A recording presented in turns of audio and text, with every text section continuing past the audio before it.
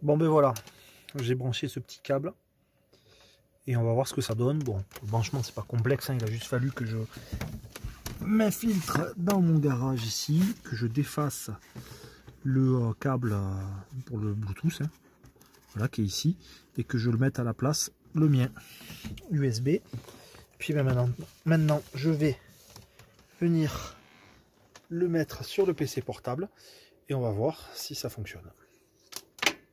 Me revoilà accroupi.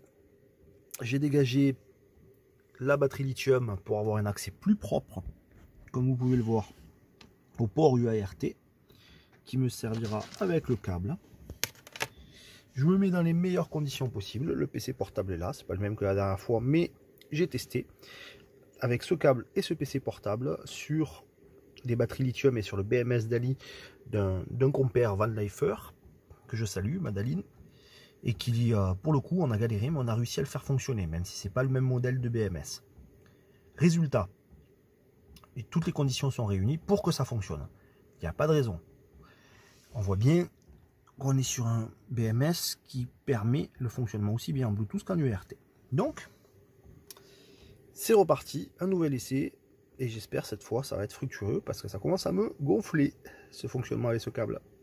Voilà, j'ai débranché mon contrôleur Bluetooth qui est en dessous là. J'ai branché à la place mon câble USB qui part sur le PC portable. Je ne l'ai pas encore plugué, branché à fond, puisque je vais vraiment tout montrer. Hop, donc normalement mon ordinateur va faire un petit bruit. Et là, allez, voilà. Donc là, il est bien reconnu. Je n'ai plus qu'à lancer l'application. Je vais enlever le flash. Ça va être mieux comme ça. Je lance l'application. Alors l'application, il y en a deux différentes d'applications. Ça, c'est l'application avec un installateur. Et il faut contrôler le numéro de série de son BMS et deux, trois petits détails. Mais a priori, pour le mien, c'est ça. C'est ce logiciel. Par contre, justement ici, il faut que je me mette sur le F03. C'est ce qu'on retrouve d'ailleurs sur l'application Bluetooth. Ce numéro-là. Le port COM5 est détecté, donc on est bon. Je me connecte. Il a bien détecté le port. L'application va se lancer. Et normalement, là, par exemple, si ça fonctionnait, j'étais censé avoir le SOC mis à jour. Ça a été le cas avec l'autre BMS de mon collègue Madaline. Et là, rien. Rien. Donc, ça marche pas. Et ça me... On va rester calme. Hop.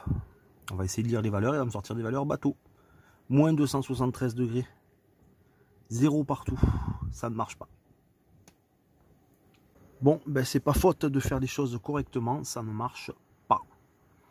Je suis sur le site officiel de Dali, que le superbe support nous renvoie.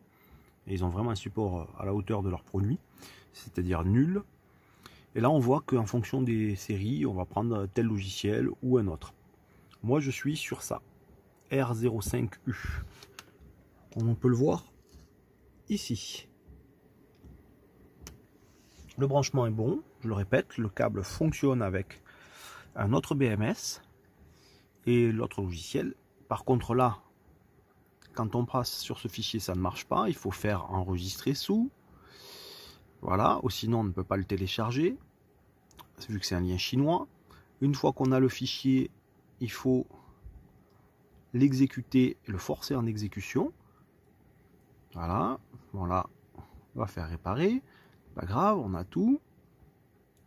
Si on ne le force pas en exécution, Windows Defender le bloque. Donc là, je défais le câble. Je vais lancer le programme. Hop. Là, je mets le câble.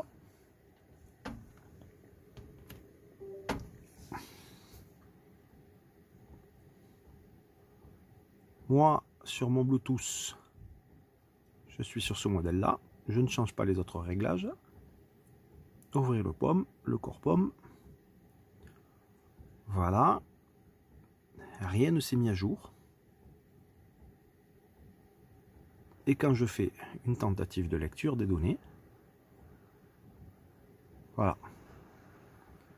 c'est de la daube, de la merde. Clairement, ça ne marche pas. Donc je vous recommande pas ce BMS finalement. Il fonctionne, mais dès qu'on va faire des choses un peu plus poussées, c'est à fuir. Ça donne l'illusion qu'on va faire des trucs pas mal, mais malgré tout, rien.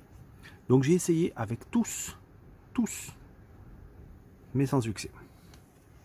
Enfin voilà, ma conclusion c'est que ça sert à rien de vouloir attendre plus de ce genre de BMS chinois. Il faudra partir sur un overkill ou sur autre chose.